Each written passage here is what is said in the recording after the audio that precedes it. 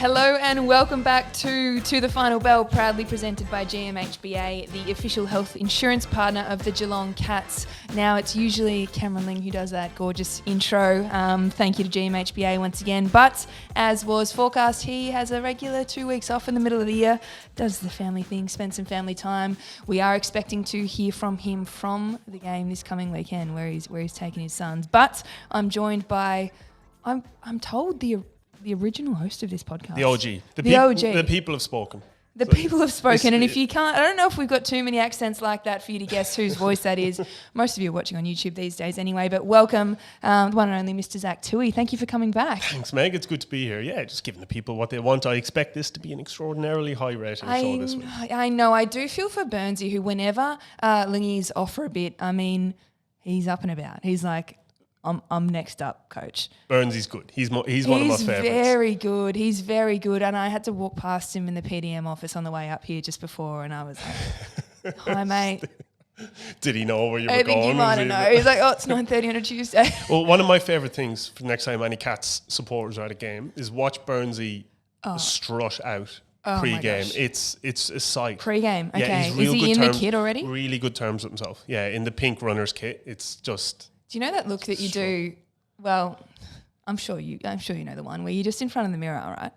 Over the back shoulder, calf flex. If I was him, I don't think I'd ever leave. Yeah. It's I mean, we don't love commenting on bodies, but he's an extraordinary Nick. Yeah. And it's a conscious effort. He doesn't. There's a reason he doesn't get much work done downstairs. Yeah. Okay. Well. Too many reflective surfaces. Well, he's getting distracted. We have reintroduced those in the gym for a long time. We didn't really? have I any haven't been mirrors. down there in a while. You haven't done the refresh? Nah, I haven't seen... Oh my gosh. I did a quick walk through... Out of retirement. Let's go. Yeah. I did bump into Scotty on the way up here. So he asked me to hang around for a few minutes. I'll get to catch up with him in a few days. But he also loves the gym. Yeah, he loves a mirror too, yeah. Absolutely. So I'll be down having a look at the guys train. Love that. We're up here in a cosy level 2 of the footy club, and we're looking at training.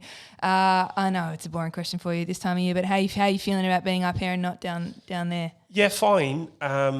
It's funny, it hits me at different times, and it's always like one of the games that gets me. So the Monday to Friday, like I have to be honest, I think my body's... It's probably a bit worse than I thought. Now that I've stopped and I haven't done the weekly maintenance, it's I couldn't get back into it now. We'll put it that way. But like the games, the milestone games get me. Yeah. Okay. So Dangers was a shocker to watch. I was fuming. I was missing that, and then you've had too many hamstring injuries along the way. You would have done it last year. Yeah, I know. Yeah, selfish by him. Yeah. But yeah, it was. I don't regret when I pull the pin. I think it was the right time, but your game days no good. And that half hour post, even post loss, you kind of miss it because it's like you get in the rooms and it's only a matter of time before somebody starts kind of chuckling and giggling, and you kind of get back into the. And I don't know. I just miss it. So I miss that bit, but not a blustery, windy, cold training on a Tuesday in July. Yeah, I'd rather coffee. Doing a podcast is more my speed right now. Now, speaking of recovery, sleep's important, but I do want to ask you: are you getting any at this time of the year? The tour is on. Oh, I know. Are you? Yeah. No, big crash overnight. I'm super excited about this, and I've actually made this point. So my ambition post-career was I'm going to do some massive rides. I'm just going to do... The Adelaide ride has been on my cards for a long time. So over a couple of days, do the big Adelaide ride. And it just hasn't materialised in the last... So I get out a little bit. But I'm a big fan of the Lycra and the whole coffee. Yeah. So, and it just hasn't happened as much as I would have liked. What discipline of rider would you be? Would you be a sprinter? I was going to say, I don't think I could last long enough to get the sprint in. But the sprint would be my one wood. Your one would, okay. Yeah. Maybe lead out. I'm too... You're a lead out man. Too much of a big unit to be pacing people. I've got a couple of hundred meters of hard effort, and that's it. Off air, you mentioned coming out of the jungle. You might have been a climber at that stage. Yeah, at that stage I was svelte. Yeah. I lost a lot of weight in the jungle. Call me Jonas, he says. No, that's great. Anyway, sorry, this is not a cycling podcast. I could go on to talk about Wimbledon, but I won't. I was ready to go to sleep last night. Then I realised Dimanor Djokovic at 10:30. Disaster. But it's all right, Cats fans. I prioritised recovery and main training today. Let's get on to the game. You worked it, which means you probably had a much more analytical eye for it than I did, sitting in the Joel Selwood stand level 2, just chilling with my teammates and a couple of friends. What did you think of the Cats v Tigers? Yeah, like extraordinarily professional. It kind of went the way you would expect it to go based on where these teams are at right now. And there's been a couple of incredible performers for the Cats this year. So, Jez is quietly going about winning the Coleman medal again. No worries. Like just whatever sort of business. Danger's impacting the forward line. Obviously, he's had a couple of niggles in the last sort of 6 or 7 weeks. Yeah. Brian Myers is just ridiculous. Ollie Dempsey probably would have been vying for All-Australian on the wing at the halfway mark. So, yeah, it went the way you would expect it to go. The question now is, come against better opposition towards the pointy end of the season. Yeah. Can they maintain that level? I think they can. I think they're quite clearly one of the best 2 probably, but certainly one of the best 4 teams in the competition. So set themselves up nicely for a massive tilt at September. How are you going saying them and not we? Yeah, I've done it a few times. Have you? Work a little bit in the media, yeah. And I've said we can just do this or we'll get them down there. Yeah. And you get pulled up on it pretty quick, but I don't care. I'm going to say we until I'm 60. Yeah, I love that. Let's talk about the debutant because, we can't delay it anymore. What a game. And I will say we'll get to all his brilliance, but I don't need to convey how well loved he is by his teammates and just the footy department in general. That was pretty evident. I mean, you're getting around any first goal, but the fervour, the sheer pumpedness, and excitement of the boys was palpable. There was a couple of genuine sprints from behind the ball. Yeah, and he's extraordinary, and he's so loved because of kind of how he went about his business when he first came in. So he's just quietly done everything he should do. Has been pushing his case for quite a long time, and lesser players or young players might get agitated that the opportunity hasn't come sooner, and it's just not in his makeup to be that way inclined. Yeah. And then he goes out and plays the way he did, which shouldn't really be underestimated. He finished with his 20 or 21 disposals, got his goal. He was on the bottom of 10 packs.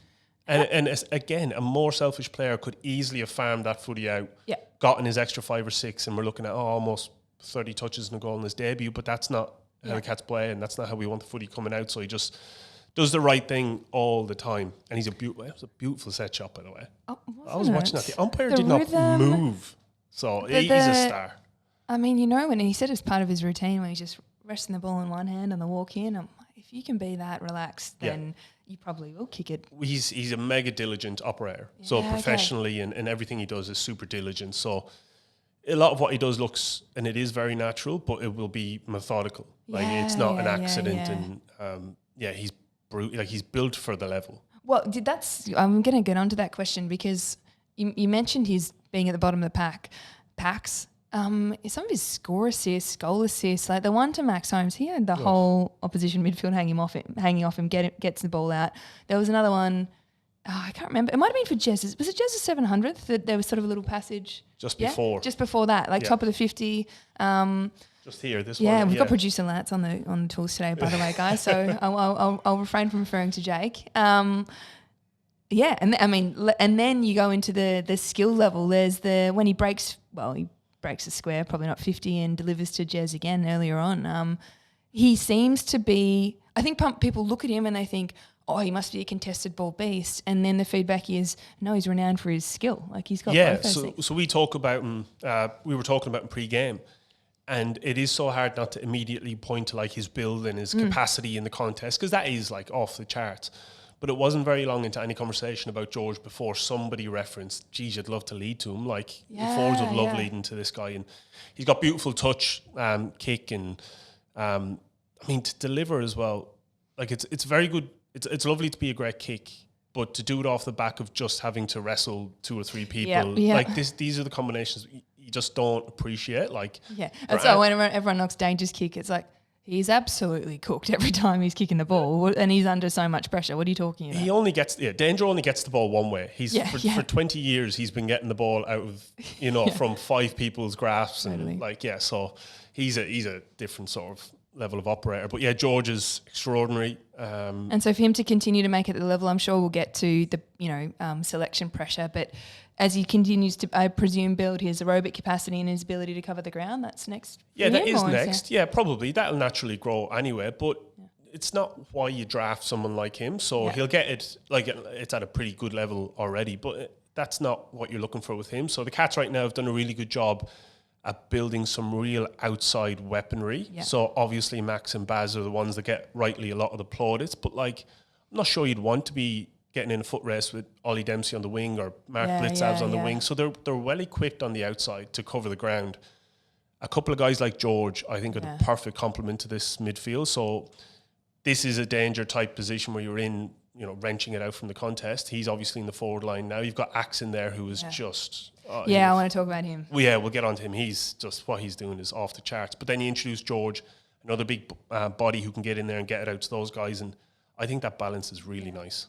Talk to me while we're on Axe about the sort of attitude that's required. I mean, Lingy and I speak about this a bit. I often ask Burnsy about it when he's on. The notion of effort and pressure, and it just should be a baseline and everyone should be able to do it. But then there's there's something in players like Axe where you're tackling, leapfrogging a guy, tackling again. I mean, he had, what did we say, 17, 10? Yeah, I think he 10 early into the second. And that, I think what we don't often realise is if you tackle someone and they get the ball out, it doesn't count as a count as a tackle. So they're all the ones he did that. So he's probably close to 25 for the game. Yeah, he's extraordinary. He's no ego. And there's a few players like that in the side at the minute that just have no ego. So that's his one mode. That's what he's best at. He knows how valued it is, and he's never been the type that's cared about the stat sheet. Yeah. He's just, he's relentless, and it's a learned skill. So it's a natural, he's got a high aptitude for that type of repeat effort stuff. Yeah, combative, competitive. Yeah, that's kind of in his makeup. But it is a learned skill. You still have to hone that craft and execute tackles well, and you have to be willing to accept that. It's only a matter of time before he probably gets pretty badly hurt just because of how he launches himself into the contest, and it just doesn't deter him at all. So I've said this a few times when I played with Axe, there's lots of superstars I've been lucky enough to play with over the journey, but if I'm picking a team for a big final or a grand final, is name number 1 on the sheet every time is Tom Atkins. Love that. Beautifully executed tackle, I thought, from Jack Bowes for his first goal. That was a little detail, but... The goal was nice too, by the way. The goal was nice. He kicked 2. He's late in for the team. I mean, Lingy and I wax lyrical about Bowesy a fair bit, but he's a really nice to have player in your lineup. He's skillful, he's adaptable, and he finishes well. He regularly hits the scoreboard. Yeah, and those guys who can play, and again, Geelong have had a premium on this for quite a long time, but players who can play multiple positions just gives you so much scope from a coaching point of view. So you have excellent tactical coaches and guys who can change the game, like Scotty's been notorious for that, but you still need the players who can play multiple positions, and he just ticks that box perfectly. Yeah. While we're rolling through one by one little comments, it wasn't the only first goal in Cats colours, George's. Jack Martin did the same. He'd had a few shots previously. I'm throwing the paper around everywhere. Thank you. Now, sadly, you didn't get to play with him, but he's got something. He's a water player. So I played on Jack a lot when he was probably more in his Gold Coast days. Yeah. And I said to Scotty one day we were playing up there. Get him. I just made the comment. You wouldn't mind having him on your side because he's such a difficult matchup. At the time, he was playing a lot forward, like he was. Well, you sort of look at him run around and you're moving and you think, is that player X, Y, Z who's, and then you're like, no, he's 10 centimetres taller than that. He's got a bit of height about him. Yeah, he's a nice mover as well, and obviously he's really good overhead. Yeah. He's obviously had some body issues, so what you're seeing now, you'd have to assume will improve if he can keep his body right. But yeah, I've commented on him in the past that he was a nightmare to play on, and you'd just love to have him in your side, and that was a long time ago. Yeah. I thought Ollie Henry had some really good moments too. I know he's been the sub on occasion, had a full game on the weekend, and I know it was noted in the commentary as well. He had a couple of goal assists, couple of really important marks, getting his hands back, tackled well. Really pushed nicely to the goal square for Danger just to kick a left foot over his head for the goal. Stiff. I really wanted him to mark that, but then he gets brought into the game with Jez. Not brought into, he was already in the game, but Jez hands him that one off. He finishes on his right foot snap. He read the room well, Jez, on that one, because I love Ollie. He's such a happy kind of like kid, and obviously his talent is there for everyone to see. And so passionate, right? Yeah, and it's going to obviously click, not at the absolute peak of his powers right now, but like flash forward 5-6 years from now, and people won't even remember this. You'll be looking at one of the best and probably most consistent kind of mid forwards in the game. So this happens for young players, but I agree. I thought he was good on the weekend. We made mention of it in commentary about like his tackle pressure. He had a couple of really big ones down here in the forward pocket. So it'll turn for him. There's a bit of change in that forward line, so it's just getting used to it. Yeah, I find it it's such a tough one in my own team. I think you look at players and they look at themselves as the players they're going to be at 27. Yeah. And then you're like, I want that for you too. You want that for you. But patience and like, I wouldn't take that passion away, but you'll be right. You will be a great player. Yeah. I almost swore.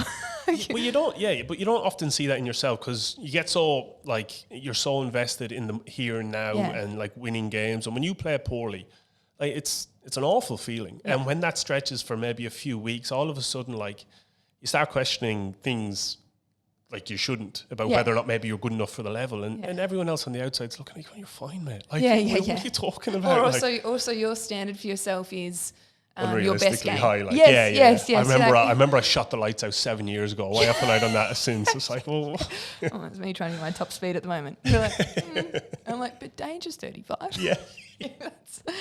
No, I reckon that. Anything else to say about the game on the weekend? Well done. Trading extremely well. Yeah. It's fun to watch them from the outside in, I must admit, although I do miss it on game day, but they're looking good, the Cats. Love it. All right. A quick covering off on the VFL, Geelong VFL result.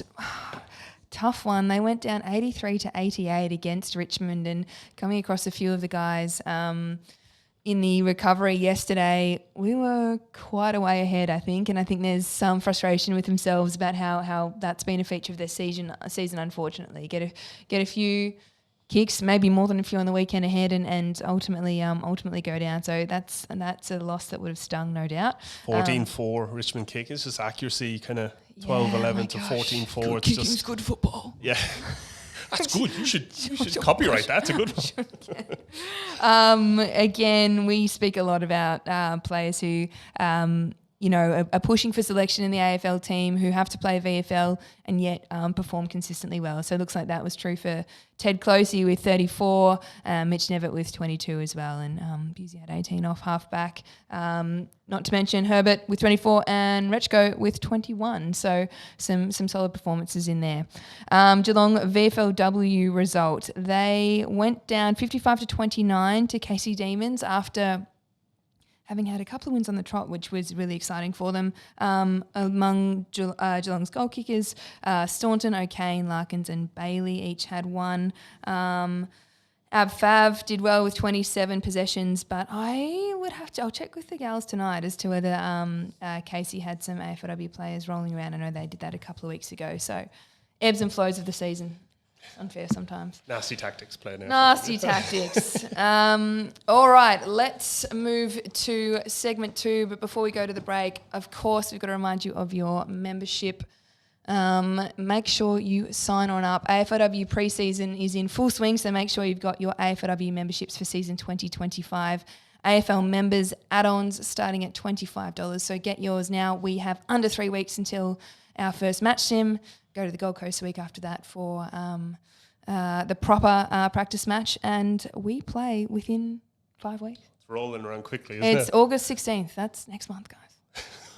What season is this for you? This is my 9. I've played 9 out of 10. 9 out of 10. Yeah, 8 at the Cats. So very lucky to have been. I think we've got 5 or 6 that have been here since the beginning. So don't you worry, Zach. I'm taking all manner of inspiration from what the mid-30-year-olds are doing in the AFL at the moment. It's a vibe at the minute, isn't it? Isn't it a vibe? Yeah, I love it. I reckon, do the Cats start this? No doubt. Hanging on to the old boys. And now everyone's doing it. was like, how do you do it? He's like, well, I mean, winning helps.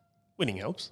Winning a good club helps. Yeah, for okay. sure. Well, we're on it. Go on. What's the secret, do you think? Well, I don't know, but like there's a misconception about young players, for example, that you have these young players, so they need game time. And it's exactly backwards. So they need exposure at some point, but they're the ones that have time. And it's equally important that you teach them how to win, how to train well Monday to Friday. And it's very hard to do that if you just oust every player once they get to 30 or 31, because they're the ones with the wealth of knowledge and the ones that can actually show you how to win. So like Collingwood now, Geelong for the last 15 years, there's a reason, like Collingwood have been remarkably consistent. Totally. So they've gone right down at different points, but come up really quickly. And during all that, they've held on to a few senior guys. Yeah. So you want to expose the young guys, but I just think clubs are finally copping on to the fact that they're the ones with time, and and it's more important they learn. Flexibility and adaptability in the team system to put them in certain positions. I know much is made of Pendlebury, who just like owns that centre square, and that's where he operates, or Danger's owned in the forward 50. Mind you, he started in the CV on the weekend. But, there's the rising tide applies to, your mid-30s as well. Because they can miss out on 10 or 15 games across the first 3 or 4 years of their career, but be so much better for it for the long run, because it meant they got exposed to a Pendlebury or Danger. Hawke was here for a long time. Like, they get exposure to those guys and how they operate for an extra year or two. So... teams are finally clicking. We had a Q&A with some of the younger guys. Actually Mick's in a meeting recently, and asked that question of Ollie Dempsey, and same will have applied for George. You, in inverted commas, do your time in the VFL and it sets you up for success, but what is that period of patience like? And I think that's where the management of those players and your development coaches and people that run that program, the messages that they're getting fed the whole time and the philosophy have to be crystal clear, because if they buy in, then that whole system you've described functions. Yeah, exactly. And they need to be able to see the pathway. So it can't just be you go down there and get better at X and Y. So there's a whole wealth of information now, or like examples of years gone by where, look, like Brian Myers didn't just walk into the team. And neither did TDK and Jack Henry was the same. Like, none of these guys got drafted and were chucked into the AFL side. Max Holmes was the same. They all did their time, and as a result are now some of the best players in the league. So you can point to these guys as going, look, these are genuine A graders, but they also did their time in the VFL. So just bear with us. And I think they trust in the process right now. All right, I teased at a break before. We'll finally go to it. Lingy does put the stopwatch on when we record. I haven't done that. So we're approximately at a good time for a break. He charges by the minute, that's why. No, fair enough. All right, we'll take a break. Thanks to GMHBA. We will return for Seggy 2. Winning a three-peat isn't easy, but at GMHBA Health Insurance, that's exactly what we've done by winning the 2024 CanStar Outstanding Value Hospital Cover in Victoria 3 years running. GMHBA have been caring for the Geelong community since 1934 and are proud supporters of the mighty Geelong Cats. Join at gmhba.com.au. Okie dokie team, welcome back. We are going to get into some fan questions. We didn't mention in the first segment, but the health update is out today, I believe, usually on a Tuesday. Who would we be looking for in that one? Is there anyone? No one missing. I will say, though, I went to watch under 10s Newtown, right? Maddie McMahon, favourite ex-teammate of mine. Her daughter, Tilly, plays for Newtown, and I went to watch them at East Geelong on Sunday morning, and there was a headband getting around. Was there? Yeah, there was. He's like the Beatles at the minute. It's crazy. She was just a Winnie. She must have had the exact one. Yeah. All reports are that Baz, I think he was sick, I believe. I'm sure Scotty would have asked. Crook boy, that's not nice. Have you ever pulled out late with a tummy? Well, do you know, I missed one game once when I was sick, and it was Joel Selwood's 350th. Not after what you just said. As it turns out, because I missed that game, and I only just got up for the Saints next week. I was sick. I was still pretty bad, but I just got up. It was the grand final. And then that meant that the grand final was my 250th and not my 251st. So I was fuming at the time, but now I'm like, that was a good one to get. You look at the photos and you're that was a good one. How good was that? All right, let's get into some fan questions before we have a little look ahead to the GWS game. Drum roll, Zach. Oh, actually, first one. Did Burnsy get left hanging from Steve-O's dad at the jumper prez? I might have only watched the short. Oh, I didn't see it. What Oh my happened, God, lads? Did he get... Not sure? Can we just say yes? Someone roll the tape. Yeah. Insert, roll the tape. Can we just say yes? Yes, that factually happened. Too It busy couldn't in the happen to a mirrors. better bloke either. All right. This is from Kel Johns _ Playing teams outside the 8 from round 19 onwards, do you think this might not be ideal prep for the team? Now, I don't know if I'm a big believer in this. I don't think it hurts to have a couple of big clashes against finals type opposition coming home for sure. But you played these guys 4 weeks ago. Yep. I don't think if you're a professional outfit, I don't think much should change in the 6 weeks between you playing a big team that you might meet in finals and like not. If you were designing the fixture yourself, you throw 1 or 2 in your last 6 or 8 weeks. I like the idea of playing all the big teams kind of in the mid to even early-ish part of the season. Okay. Bank your wins, and then the back half of the season can be set around getting a fit list, refining your game plan, and then launch. Yeah, because there's lots to be said for feeling being in that flow state as well. And like you wouldn't, if you rolled in after the weekend's game, you'd be feeling great about yourself as well. Yeah, exactly. And look, like, I mean, if you had a really tough fixture coming home, you could easily spin that into a positive. I don't think it's a huge deal either way, because if you didn't bank the wins in the first half of the year, then you can't really afford to rest players. So look, it's... What was the lead into the Collingwood qualifying final like? So what was your sort of month before that? Do you remember? I can't really remember. It didn't matter at that point. I remember at about rounds like 16 or 17, we played Port Adelaide over there. Yeah. And they were going pretty well at the time, and we smacked them in the second quarter, and then they absolutely pumped us in the third quarter, like 6-7 goals to nothing. Yeah. And the game got really tight. Hawke kicked 2 goals in the last few minutes. We won by 2 goals, and I can remember walking off that game with danger and like saying, we are just like, we genuinely are the best team in this by a mile. Because I just felt like that is a game we shouldn't have won. Yeah. So from that point on, I can't remember who we played. Yeah, I can't remember even who we played. It didn't matter. I love that. Okay, from Jassali.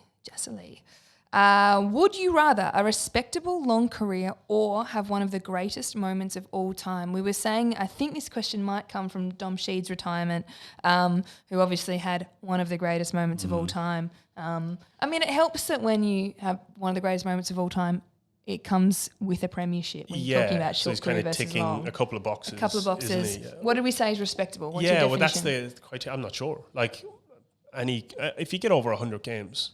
Yeah, I would say that's really respectable. Yep. Like it's that feels like a big threshold for you. I think so. Yeah, that was my big goal when I started playing. Once I got my debut and got a few games under the belt, it was whether or not you could get to 100. So that's certainly respectable in my books. But if you're talking a Dom Sheed-esque goal and a premiership and maybe a great intercept off halfback to a Gary Rowan mark to a stop it. All after the siren. Stop it, mate. For God's sake. Can't go anywhere with you. Throw in the plus 250 and the premiership. And the longest player of all time. An iconic moment like that is, there's only been a handful. Yeah. Like, and especially in grand finals, it's that and Leo Barry and maybe you're going back to the the 70s. Librarian Smother, the Smother, I'd be okay with the all-time moment. Yeah, interesting. You're right. I think there has to be a threshold, though. It's not. You don't like, play 5 games and have an all-time moment. You'd exactly. Probably take that. It's still got to be. Yeah, it can't be like one game and you've done something like that. It's got to be. So I don't know. It depends. I don't know if we've definitively If they answered. send in the criteria, if they can define what respectable career is and tell me how many games the all-time moment guy also played. Is it 30 games and an all-time moment and 150? I'd take 150 in that. I think that discrepancy is too big, but yeah. Well, it's give us a bit of detail. I would like to think that I've had a respectable career. Sure. I think so. But the notion of how that career would be endorsed by a premiership, immense. Yeah, you know. Yeah, it changes things. Yeah, it changes your total outlook. Yeah, and your satisfaction and all that. All right, over the page. What do you reckon? Yes, good note-taking, Meg. The boss is back in 2 weeks, guys. It's all right. Is there open training on Friday? We're in school holidays, as you'd be. Yeah, trust me, I know. How's that going? Nah, it's great. Where are the boys? Love my kids. They were actually meant to bring them in here, but as it happens, my wife was meant to be working and isn't today. So I got to come in by myself. But it is fun. We get to do stuff, but they get bored easy. Yeah. There's only so much you can do. So Like, we'll go down the coast here's and a screen. we'll take him to the beach and we'll do all the usual kind of family stuff. Yeah. I don't believe there's one on Friday, everyone. Check the channels. I think it's Tuesday next week that we'll have open training for the guys, and then I believe a signing session after that. We might have A4W players along too as well. We do a sort of Tuesday where we both are at the club at different times, so there'll be a nice little crossover in the middle. So look forward to that one. Now, a little one from producer Lance. Okay. Are you still having your spaghetti bolognese nights? Big fan of me. I know this is a big day for Lance. Big fan of you. She's getting his hero back into the all right, very cute. Stop it. Yeah, we do. I had the Irish boys over a couple of weeks ago. So Mez, Oisin and Killian over, and then my wife cooked up a storm. She did all the selection of pastas, and we had a good little chin wag. And on to the girls next. We'll get the Irish girls. There's a lot of us here. There's a lot of us here. It's a source of great pride and success for the club, I must say. The trade-off's been good, but I think the Irish guys and girls consider themselves pretty lucky too. Was there any sort of passing of the baton in terms of that fatherly, I am the senior? Yeah, I made them all kneel with a sword on their shoulders. Yeah. Is it right? So there's no Mark, here is the spaghetti bolognese recipe, and you need must to lead the kids. Not quite, but I would hope they would know that I'm always here for a chat if they needed it. Yeah, love that. All right, Josh.Bond.2023. I wonder if he's going for next to be the J Bond. Holmes or Smith winning the BNF? I think Max would be... You think one of those two? Or Tom Atkins. I think for me that's the three. Yeah. And obviously you win a Coleman, you're probably going to end up getting pretty close. Yeah, you go all right. But I would love for Axe to be the one leading at the minute. And I think there's a sneaky chance he is. Yeah. Just because what he does is so valued. Yeah. But it's probably one of those three, and Danger would have started well. Started really well, missed a few games. Like Ollie's super consistent. Yeah, there's a few guys. Zach Guthrie got shouted out in the press conference on the weekend, and it was noted that he's been in the top three of the last couple of years. He's so extraordinary. consistent. Yeah, so underrated as a player. And he actually got into the side early. Yeah. I know we were talking about guys cutting their teeth. He got in pretty early, and then did a big stint in the VFL. Yeah. And he is just like, if anybody wants to run the numbers, and I haven't checked these myself, but I'd be willing to bet, based on when I played with Zach, the games Stewie missed, even when Stewie was at the peak of his powers, Z-Bang just covered for him. I reckon his game elevated in those periods when he was needed. I remember seeing a stat or listening to some coverage in the finals last year, and it was saying in the past 5 years he's in the top 5 finals performers. Big game, just as solid. He's so underrated. He's a massive unit. I know. He's tall. He's amazing overhead. He's quick, good kick. He's extraordinary. Mitch Duncan did a podcast recently. I think he did Dylan Friends, and he was speaking about following him in the gym, sort of his reapplication to his physical performance and in his last year or two. And he's like, oh, well, I'm just going to get behind Zach. He's a beast in there, so that's who I'll follow. Yeah, and I think people think his frame from a distance doesn't look like you just think he's. I'm telling you, the guy's super strong. Super Yeah. strong. All right, let's finish with this one from Haganachi. I think. We'll go with that. Yep. If not, apologies. When will we see Jezza cracking the beer open celebration again? Hopefully, last day of Late in September. September. I was Will gonna say, be really nice. You wouldn't want to go too early on that one. Save those celebrations for the big one, which I think, touch wood, they're a major chance of getting to this year. But let's keep that as a granny celebration. That's why we bring Reg on, so he can come on and be like, yeah, we'll be in the granny. Yeah, we're in the top two. You can say this. I can say this now because I don't have to be, you got it 1 week at a time. Nah. No. All the way. Anyways, we're just looking at them come out for training, guys. As they come out, head in, guys. You're good. You're making the granny. Get back inside. Osh the just soccer had a ball touch. is out How's your 1 or 2 comments on him? Oisin? Yeah, extraordinary. And if I had any advice for him, it'd be stop doing this tag and roll too well. You were going to get lumped playing on the game's best midfielders for the next decade. Yeah. But brilliant. Talk about players with no egos. He's just happy to do what's asked of him, and so he'll do be it very well. Yeah, do it very well. And with a lot it's of a tough speed. role. Yeah, it's a tough role. No doubt. So, he's been to be extraordinary. blessed athletically. I know, I wish. Those days are gone for me, I can promise you. All right. Thank you for submitting all your questions. I hope we answered a few of them, enough of them appropriately, and got the handles right. Let's just, before we rack up possession. Pool, are we? Goodness me.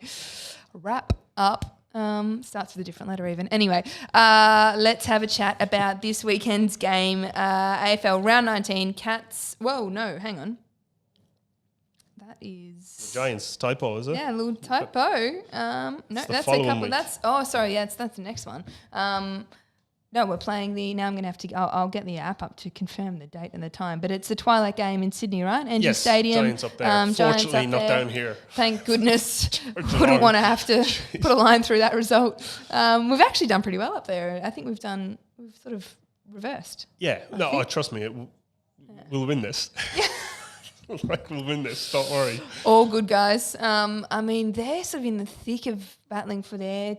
they're in this conversation where it's like, are they going to make the 8 and are they going to win the premiership? That's happening concurrently for them. Yeah, it'll be interesting to see. I'm not sure if Hogan is expected back because he's extraordinarily key to them performing. Yep. So this year it's been a little bit of a case of Hogan or bust at the minute. So he'll be a big in or out, but I just fancy the Cats to get it done. I don't think they'll drop too many games between now and the end of the season. But they're just a strange outfit. Like, their good is off the charts. Yeah. Their poor is pretty poor. It's true of most teams, I know, but it just depends on which version we run into. So very, very bullish that they'll get it done. But GWS up in Sydney's no joke. Yeah, 4:15 p.m. at NG Stadium, Sydney. It's 8th v 4th. Zach, Reg, bit of both. Bit of both. I always feel it's so funny when you know someone's nickname, but you're like, I'm not in the group that employs it. No, yeah, I'm only Reg here. It's really disappointing. Like, K-Rock use it a little bit, but nobody. Do they? Yeah, I want it everywhere. I miss it. Yeah. All right. Well, Reg, then, thank you for coming on. I know you turning up on school holidays with the late call up. Some big shoes to fill, but you've done well. I'll let you know if Lingy listens. I don't know that Lingy will listen. He'll listen. Okay. Yeah, he's a fiend. He loves it. You'll know because he might not come back. He'll text. Angry text. You did too good a job. All right. Well, you enjoy the school holidays and enjoy the rest of your 2025. Hopefully we see you at all the grand final premiership functions. Yeah, I'll be back. Don't worry. Thanks for having me. This was good. Thanks, Zach.